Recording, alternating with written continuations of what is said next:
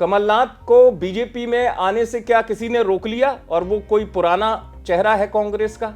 क्या कमलनाथ के बीजेपी में आने की हलचल के बाद बीजेपी के अंदर ही विरोध शुरू हो गया और किसी बड़े चेहरे की बात आलाकमान ने मान ली और कमलनाथ को बीजेपी में बैकफुट पर ला दिया बीजेपी ने और दिल्ली आकर खेल बिगड़ गया?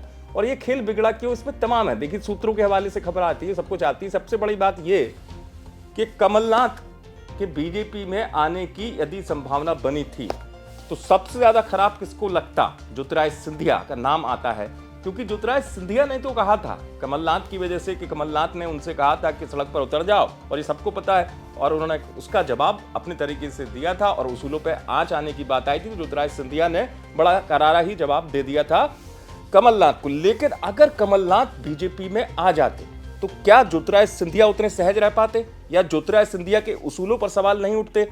क्या ज्योतिरादित्य सिंधिया का वो प्रभाव कह लूं, बीजेपी में उनका एक बड़ा प्रभाव माना जा रहा है, आलाकमान उन्हें पसंद भी करता है ज्योतिरादित्य सिंधिया को। अब क्या ज्योतिरादित्य सिंधिया से परामर्श लिया गया कमलनाथ को लेकर कि क्या पार्टी के हित में यह गलत तो नहीं हो जाएगा कि कमलनाथ को लाया जाता है?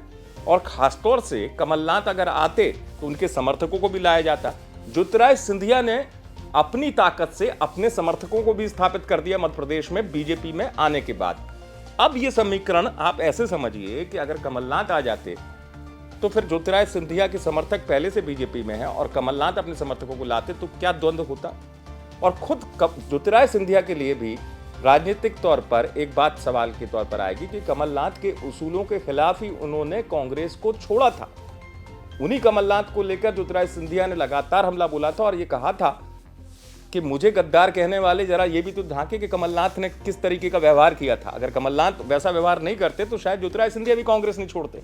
लेकिन इन्हीं तमाम सियासी गणित के बीच में अटकलों जो हैं वो बीजेपी में जाने की लगती रही और उन अटकलों के बाद बीजेपी के अंदर से उठती हुई जो आवाज है, क्या वो इशारा कर रही है कि ज्योतिरादित्य सिंधिया की ताकत का असर दिख गया और कमलनाथ बीजेपी में नहीं आ पाए? सियासत है, यहाँ संभावनाओं पे सब कोई चर्चा करता है, गणित होते हैं, हो सकता है ये गणित भी हो। हालांकि इसे तो बेहतर कमलनाथ जानेंगे या ज्योतिरादित्य सिंधिया खुद जानेंगे। आप देखते रहे एमपी तक।